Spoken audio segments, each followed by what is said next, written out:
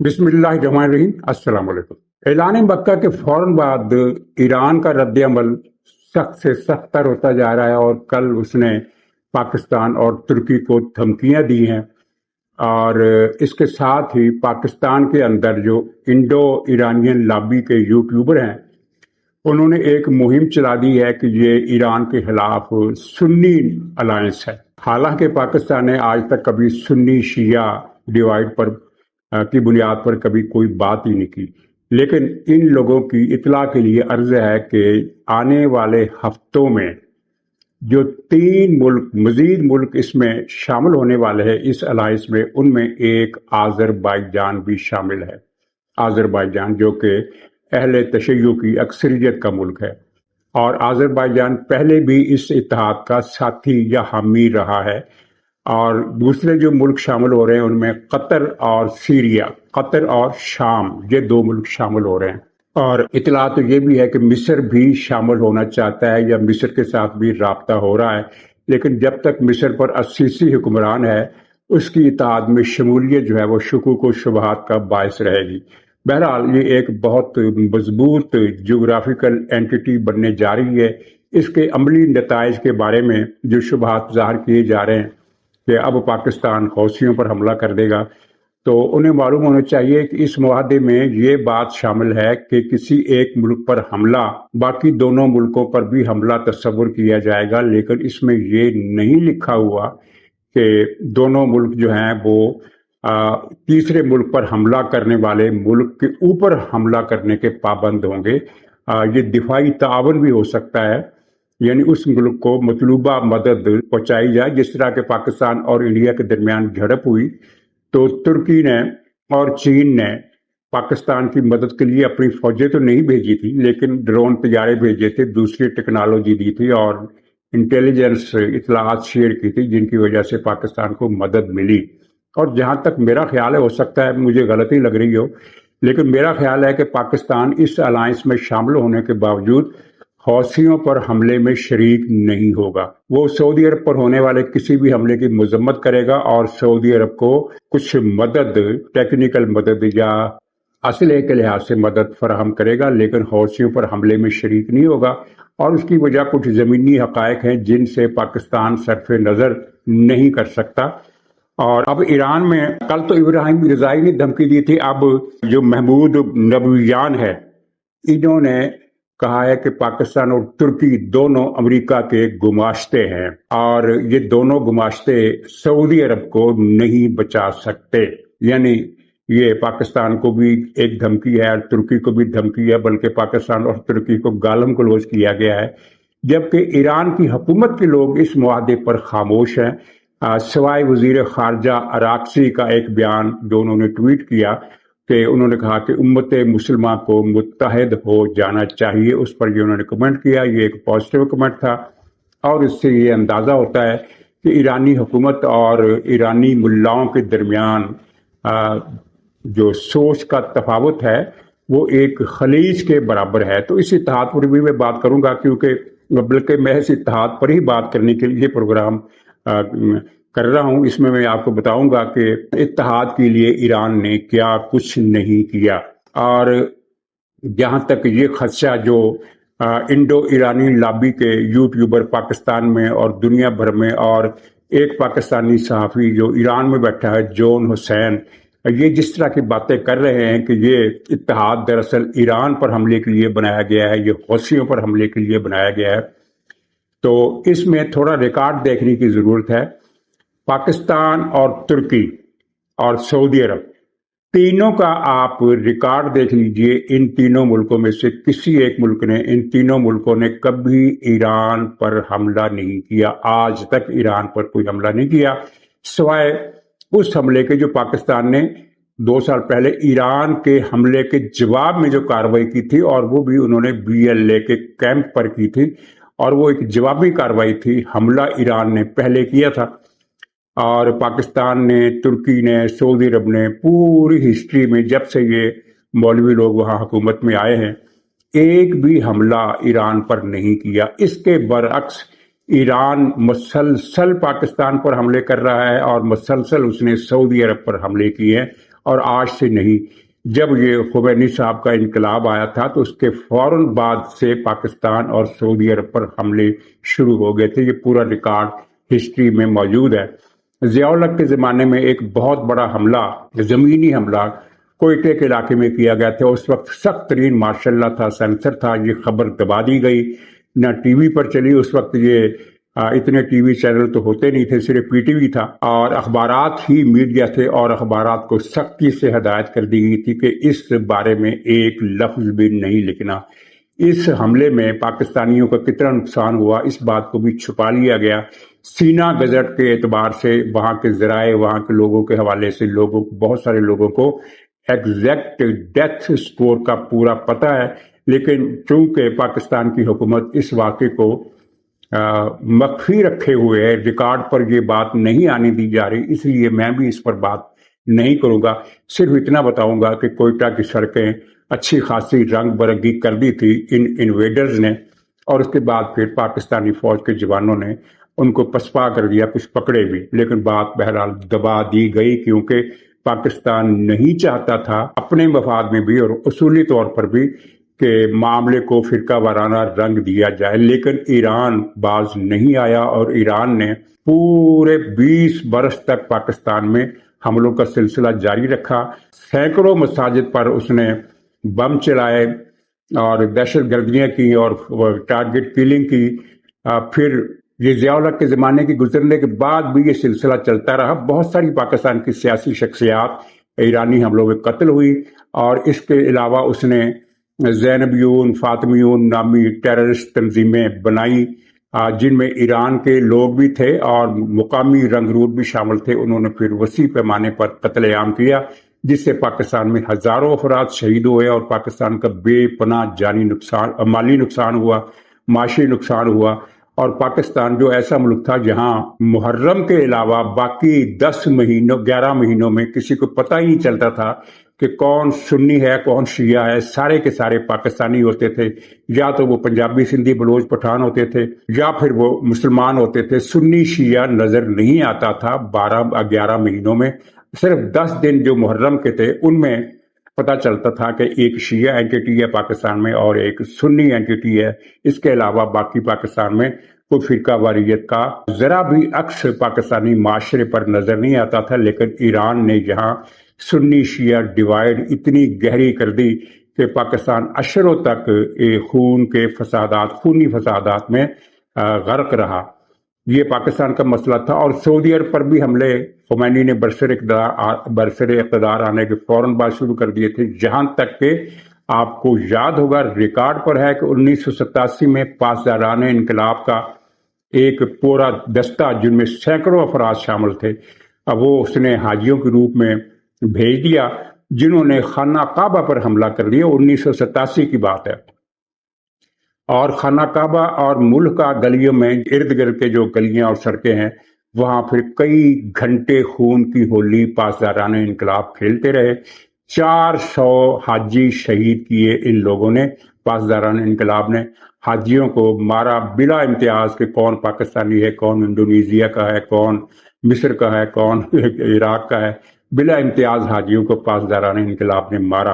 اور پھر یمنی جنگ کے بعد سے ایران سعودی عرب پر کتنے بیلسٹک میزائل داغے گئے، سعودی عرب نے ایران کو کبھی جواب نہیں دیا، اور یہ حوثیوں کا ایشو کھڑا کیا گیا اور وہ بھی آپ کے سامنے ہے۔ تو اس کے حوثیوں نے ایران کے فراہم کردہ میزائل سعودی عرب پر داغے۔ ایک میزائل حوثیوں نے مکہ مکرمہ کی طرف چلایا جو تقریباً ہدف سے 100 کلومیٹر فاصلے پر گرا لیا گیا۔ اگر وہ نہ گرایا جاتا تو اگر وہ خانہ کعبہ پر نہ گرتا تب بھی مکہ کے شہر کے اندر تو اس نے کسی نہ کسی جگہ گرنا ہی تھا۔ تو یہ ایران کا ریکارڈ ہے۔ اور اب خلیجی جنگ میں بھی آپ نے دیکھا کہ آذربائیجان پر حملہ کیا، ترکی میں حملہ کیا، ترکی نے جواب نہیں دیا، حالانکہ اس وقت ایک بیان آیا تھا کہ ترکی جواب دے گا، پھر بعد میں ترکی کا دوسرا بیان آیا کہ آئندہ حملہ ہوا تو جواب دیں گے۔ آذربائیجان نے بھی کوئی جواب نہیں دیا۔ اردن اور جو گلف کے جو باقی ممالک ہیں، سلطنت عمان سمیت امارات، کویت، قطر، بحرین، سعودی عرب، ان سب ملکوں پر ایران نے مسلسل حملے کیے۔ शहरी आबादियों पर हमले किए, इंफ्रास्ट्रक्चर पर हमले किए, गैस और तेल की रिफाइनरियों पर और उनके जखीरा गाहों पर और टर्मिनल्स पर और पाइपलाइंस पर हमले किए जिनका अमेरिका से कोई ताल्लुक नहीं था। और आपको याद होगा एक इनका बहुत बड़ा सहाफ़ी है ईरान का सरकारी, जो आलमी मीडिया पर बैठकर ईरान की फेवर में दलाइल देता है, और वो पाकिस्तान भी आया था। उसका नाम था मरांदी। अब उस मरांडी का बयान आपको याद होगा कि कुर्राए अर्ज पर अरबी बोलने वाले किसी शख्स को जिंदा नहीं छोड़ा जाएगा और तमाम अरब ममालिक की तमाम आबादी को हम मार देंगे, ये मरांडी ने कहा था। तो इससे ही पता चलता है कि ईरान अमेरिका का इशू नहीं है, ईरान का अरबों से इशू है। वो अरबों को खत्म करना चाहता है, और माजी में भी इनके जो बयानात वो इसी तरह के थे। लेकिन फिर जिस तरह जमीनी हकायक बदलते गए, ईरान की सोच ज्यादा जारहाना होती गई, खास तौर पर जब ये मगरबी एशिया से इसको एक खला मिला, मगरबी एशिया से इसका जो खात्मा हुआ, मसलन शाम 2 साल पहले आज़ाद हो गया, और शाम की आज़ादी के बाद फिर वो एक अमल शुरू हुआ लबनान में हिजबुल्लाह इतनी ताकतवर थी कि वजीर आजम और सदर हिजबुल्लाह की मर्जी के बगैर कोई बयान तक नहीं दे सकते थे, और पूरे लबनान पर हिजबुल्लाह ने ईरानी हथियारों और ईरानी रंगरूटों, क्योंकि ईरान के पासदारान बहुत बड़ी तादाद में लबनान जाकर वहां के लबनानी शहरी बनकर उनके रूप में हिजबुल्लाह के लिए काम करते थे, तो बहुत ताकत पकड़ गए थे। फिर जो वाकयात हुए वो आपने देखे कि हिजबुल्लाह मसलसल फिर कमजोर होती गई, और अब वो इस पोजीशन में नहीं है कि कोई बड़ी कार्रवाई कर सके। कल ही एक रिपोर्ट आई थी, जनूबी अमेरिका में जो ड्रग माफिया के कार्टल्स हैं उनके साथ ईरान के राब्ते हैं, जो ईरान को अरबों रुपया फराहम करते हैं। तो हिजबुल्लाह भी मुनशियात की स्मगलिंग का बहुत बड़ा एक टूल थी, और जिसको शामी हुकूमत ने फिर उसका सारा नेटवर्क तबाह कर दिया। शाम के अंदर फौजी नेटवर्क नहीं, ये जो मुनशियात का नेटवर्क था, ये हिजबुल्लाह वाले उर्दन के जरिए फिर इलात और वहां से मिस्र, सुएज, और वहां से फिर शुमाली अफ्रीका में मुनशियात सप्लाई करते थे। तो वो कार्टल शाम की हुकूमत ने खत्म कर दिया, और अब शाम तो खैर आजाद हो ही गया। लबनान में भी सूरत हाल ये है कि लबनान की हुकूमत अब खुलेआम हिजबुल्लाह के खिलाफ ऑपरेशन कर रही है, यानी इससे पहले कभी सोचा नहीं जा सकता था। और परसों तरसों लबनान के सदर औन का बयान आया कि हिजबुल्लाह ने एक साजिश के तहत लबनान को तबाह करवाया इसराइल से जंगें छेड़कर, और वाकईतन लबनान इस हद तक तबाह है कि हिजबुल्लाह की पहली जंग के बाद उसने 15 मील चौड़ी पट्टी पूरे सरहद के साथ साथ उसने कब्जे में ले ली। वो अभी तक इसराइल के कब्जे में है, और हालिया जंग में इसराइल ने मजीद इलाका फतह कर लिया, और अब भी वो उस इलाके से निकलने के लिए तैयार नहीं है। हालांकि लबनान की हुकूमत और इसराइल के दरमियान अमेरिका की वसातत से मुज़ाकरात हो रहे हैं। कुछ इलाका उसने जरूर खाली किया इसराइल ने, लेकिन सारा इलाका खाली करने के लिए इसराइल तैयार नहीं है। तो लबनानी सदर का ये बयान काफी वाज़ेह सूरत हाल पेश कर देता है कि किस तरह लबनान को इसराइल के कब्जे में देने के लिए हिजबुल्लाह ने एक साजिश रची। और फिर हिजबुल्लाह ये वही ताकत है जिसने जब जनरल कासिम सुलेमानी ने अलिप्पो पर कब्जा किया था तुर्की की मदद से, तुर्की ट्रैप में आ गया या तुर्की साजिश में शरीक था। खैर मैं तो ये नहीं कहता कि वो साजिश में शरीक था, लेकिन उसने हलब को, अलिप्पो को खाली कराया हुर्रियत पसंदों से, ये कहकर के हम आपको जहाँ खून रेजी बहुत हो रही है इससे बचने के लिए आप ये इलाका छोड़ दें। तो हमारी ईरानी गवर्नमेंट से बात हो गई है, शामी गवर्नमेंट से भी बात हो गई है, आपको एक मुतबादिल इलाका दिया जाएगा। और फिर जो हुर्रियत पसंद थे वो मान गए, क्योंकि तुर्की की मदद के बगैर वो बेजारू मददगार हो जाते, वो मान गए और इन्होंने इलिप्पो खाली कर दिया। लेकिन इलिप्पो खाली करने के बाद फिर कासिम सुलेमानी ने और हिजबुल्लाह ने वहां क्या किया वो उसकी दास्तानें यहाँ बताई नहीं जा सकती सेल्फ सेंसर की वजह से। सिर्फ 2 इशारे में देता हूँ। एक तो ये है कि घरों में घुसकर लड़कियां, बच्चियां, छोटी उम्र की लड़कियां निकाली गई, उनको मस्जिदों में ले जाया गया, और फिर बाद में जब फारग हो गए तो बाद में उन नीम जान अदम हुई लड़कियों को मस्जिदों को आग लगाकर उन्हें जिंदा जला दिया गया। और जनरल कासिम सुलेमानी ने जो कारनामा अंजाम दिया वो तो बहुत ही यानी एक नई किस्म की बर्बरियत थी। उसने ये किया कि सैकड़ों बच्चे उसने घरों में घुसकर उसकी फौज ने निकाले। 8-10 साल की उम्र से लेकर 16-17 साल तक की उम्र के लड़के निकाले, उनके हाथ पांव बांधे रस्सियों से, और फिर उनको इलिप्पो रिवर में, जो दरिया है हलब के बीच में से गुजरता है, उस दरिया के अंदर फेंक दिया। उनमें एक भी जिंदा नहीं बचा। बच भी कैसे सकता था, हाथ पांव बंधे हों। तो जिसको तैरना आता हो वो भी तैर नहीं सकता, जिनको तैरना नहीं आता वो तो उन्होंने तो फिर डूबना ही था। तो ये काम कासिम सुलेमानी ने किया। यही वजह है कि जब कासिम सुलेमानी मारा गया तो पूरे शाम में बशार अल असद की हुकूमत होने के बावजूद पूरे शाम में जहां जहां मुसलमान आबाद थे उन्होंने वहां चिरागा किया और जश्न मनाया कासिम सुलेमानी की मौत के बाद। उसके बाद फिर बशार अल असद ने एक और क्रैक डाउन किया। मुसलमानों की 90% आबादी शाम से निकाल दी गई, जो अब वापस आई है। तो खैर इसके कुछ अरसे के बाद फिर शाम के हालात बदल गए और जो आपने देखा वो जो हुआ। फिर लेबनान के अलावा इराक में ईरानी मिलिशियाओं ने किया। शाम में ईरान ने और हिजबुल्लाह ने और बशार अल असद ने मिलकर जिन मुसलमानों का कत्लेआम किया उनकी तादाद 15 लाख है और 60 लाख के करीब जख्मी किए। और फिर इराक में जब अमेरिका ने हमला किया तो उसके बाद फिर आपने देखा कि इन्होंने खमनाई के हुक्म पर, बाद में जब खमनी के मरने के बाद खमनाई आ गया, तो इन्होंने फलूजा से लेकर वो जो कौन सा इलाका है तकरीर तक इन्होंने फिर वहां कत्लेआम किया और 5 लाख मुसलमान इन्होंने कत्ल किए इराक में। यमन में जो हौसी हैं वो अब तक 2 लाख लोगों का कत्ल कर चुके हैं। अच्छा, थोड़ी सी मैं वजाहत कर दूं, मैं तफसील किसी दिन बयान करूंगा कि यमन के बारे में लोगों के अंदर कंफ्यूजन है कि यमन असल में यमन पर कब्जा किसका है। तो अर्ज यह है कि 2/3 रकबा सऊदी कोलिशन के कब्जे में है और 2/3 नहीं, 3/4 75% रकबा सऊदी कोलिशन के पास है। लेकिन इस रकबे में आबादी कम है, 30-35% आबादी जहां रहती है, जबकि हौसियों के कब्जे में जो इलाका है वो है तो 25% रकबे के एतबार से, लेकिन वहां 65% आबादी शुमाली यमन में रहती है। और ये भी एक बड़ा मफरूजा गलत है कि शुमाली यमन में हौसियों की अक्सरियत है।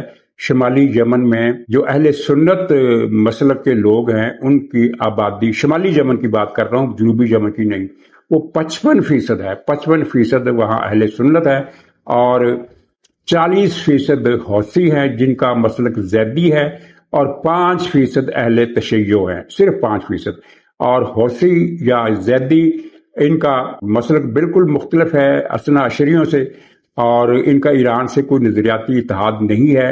माजी में जब सदर नासिर की हुकूमत थी मिस्र में और वो सोवियत यूनियन के अलाई थे और सऊदी अरब पर हुकूमत थी पहले शाह सऊद की और फिर शाह फैसल शहीद की, तो इस जमाने में हौसी जो थे इनका इमाम बदर था उस वक्त। ये सदर नासिर की हामी अफवाज से जंग लड़ रहे थे और ये सऊदी पुश्तपनाही में थे, सऊदी अरब के इत्तेहादी थे। इमाम बदर का हेडक्वार्टर भी सऊदी अरब में था। तो ये कोई नजरियाती इशू नहीं है, बल्कि ईरान ने अरबों डॉलर यानी कई सैकड़ों खरब रुपए इसने खर्च किए हौसियों को खरीदने में। और इतना ही नहीं किया बल्कि हजारों की तादाद में पासदारान इनकलाब इस वक्त शुमाली यमन में मौजूद है। यही वजह है कि पिछले बरसों में जब जंग जारी थी तो बमबारी होती थी हौसियों के जेर कब्जा इलाके में, कभी सना पर, कभी अल हुदैदा पर, कभी दूसरे मारब में, तो तइज़ में। तो खबरें क्या आती थी कि अमरीकी, बरतानवी या सऊदी कोलिशन की बमबारी से इतने लोग हिलाक, जिनमें इतने ईरानी शामिल हैं, ज्यादातर ईरानी होते थे उनमें मरने वालों में। तो ये सूरत हाल वहां रही और हौसियों के इस तरह ईरान ने अपने जाल में फंसाया। लेकिन अब इस वक्त इराक भी ईरान के कंट्रोल से बाहर हो गया। सिर्फ इराकी मिलिशियाएं हैं जो तितर बितर हो गई हैं मैदानों में और सहराओं में, वहां वो गुरीला जंग की तैयारी कर रही हैं। लेकिन शहरी मराकज उन्होंने छोड़ दिए हैं, जो कि उनका बहुत बड़ा स्ट्रेटजिक लॉस है कि शहरी इलाकों में उनके जो कैंप थे, जो उनके अड्डे थे, जो उनकी छावनियां थी, जहां पर आमदो रफ्त भी बराह रास्त हो जाती थी, जहां वसाइल और रकूम जो ईरान की तरफ से आती थी वो भी फौरन पहुंच जाती थी। इसके बजाय जंगलों में जो गुरीला तहरीक चली जाए, सहराओं में जो गुरीला तहरीक चली जाए, اس کے رابطے پھر اس طرح سے نہیں رہتے، اگرچہ مسئلہ وہ بنی رہتی ہے۔ لبنان اس کے حلقے سے نکل گیا، شام اس کے حلقے سے نکل گیا، اب ان کا ایران کا جو آخری سہارا ہے وہ ہے شمالی یمن۔ تو میں یہ عرض کر رہا تھا کہ پاکستان اور ترکی کی کوئی ہسٹری نہیں ہے ایران پر حملے کرنے کی، ایک بھی واقعہ آپ کو نہیں ملے گا ان 46 برسوں میں کہہ لیں، کیونکہ 1979 میں یہ صاحب خمینی صاحب برسر اقتدار آئے تھے، تو 20-21 سال وہ ہو گئے اور 26 سال یہ ہو گئے۔ تو ان 46-47 برسوں میں پاکستان یا ترکی یا سعودی عرب کی طرف سے ایران پر ایک بھی حملہ نہیں کیا گیا، جبکہ ایران کی طرف سے پاکستان اور سعودی عرب پر سینکڑوں حملے کیے گئے۔ تو اگر اس کے بعد بھی کوئی شخص یہ کہتا ہے کہ یہ جو الائنس بنا ہے پاکستان ترکی کا اور سعودی عرب کا، تو یہ ایران کے خلاف ہے، یہ حوثیوں کے خلاف ہے، تو ظاہر ہے وہ جھوٹ بولتا ہے، غلط بیانی کرتا ہے۔ اور اگر وہ یہ سمجھتا ہے کہ یہ کوئی سنی الائنس ہے تو یہ جھوٹ ہی نہیں بولتا، بلکہ وہ اپنے بروز کا اعلان بھی کرتا ہے جو اسے پاکستان سے ہے یا سعودی عرب سے ہے یا ترکی سے ہے۔ لیکن جس طرح ہر جنگ کے بعد دنیا کا نقشہ بدلتا ہے، ورلڈ وار 2 کے بعد، ورلڈ وار 1 کے بعد جس طرح نقشے بدلے، ان کی نوعیت اور تھی، یعنی نو آبادیاتی حکومتوں کا خاتمہ ہو گیا اور نقشے پر بہت سارے ممالک نئے نمودار ہو گئے۔ اسی طرح جب سوویت یونین ختم ہوا تو اس کے نتیجے میں بھی سینٹرل ایشیا میں اور ایسٹرن یورپ میں 15 نئے ملک نمودار ہو گئے، اور مشرقی یورپ میں بھی نقشہ بدلا۔ چیک سلواکیہ 2 ملکوں میں بٹ گیا، یوگوسلاویہ 7 ملکوں میں بٹ گیا، اور الائنمنٹیں بدل گئیں۔ جو سوویت بلاک کے ملک تھے وہ نیٹو ملکوں میں شامل ہو گئے، یمن پہلے متحد ہوا پھر ٹوٹ گیا، افریقہ میں تبدیلیاں ہوئیں۔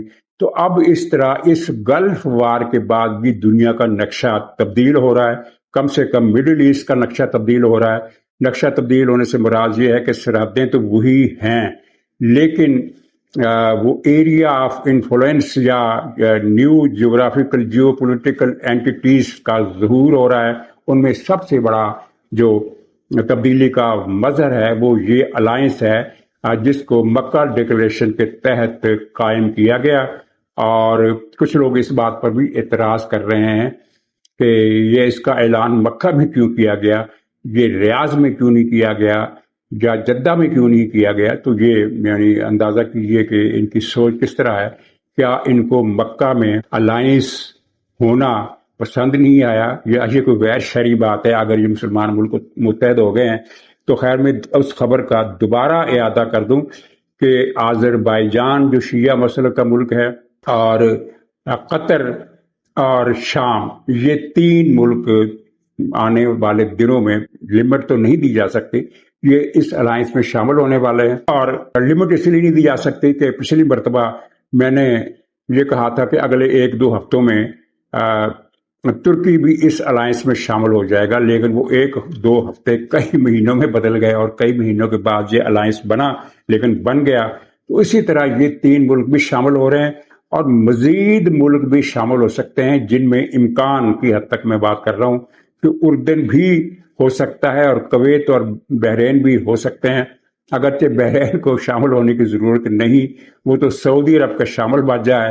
سعودی عرب اگر الائنس میں ہے تو بحرین از خود اس الائنس میں شامل ہے۔ تو ایران کیوں ڈرا ہوا ہے، اور پاکستان میں یوٹیوبرز کی انڈو ایرانین لابی کیوں پاکستان کے خلاف زہر اگلنا شروع ہو گئی ہے؟ بلکہ میں انڈو ایرانین لابی کے ایک بلاگر کو سن رہا تھا، تو اس نے کہا کہ یہ تو بڑی بدقسمتی کی بات ہے کہ پاکستان اس الائنس میں شامل ہو گیا، اور یہ کہ سعودی عرب کو یمن سے نکل جانا چاہیے۔ سعودی عرب کا کیا واسطہ ہے یمن سے؟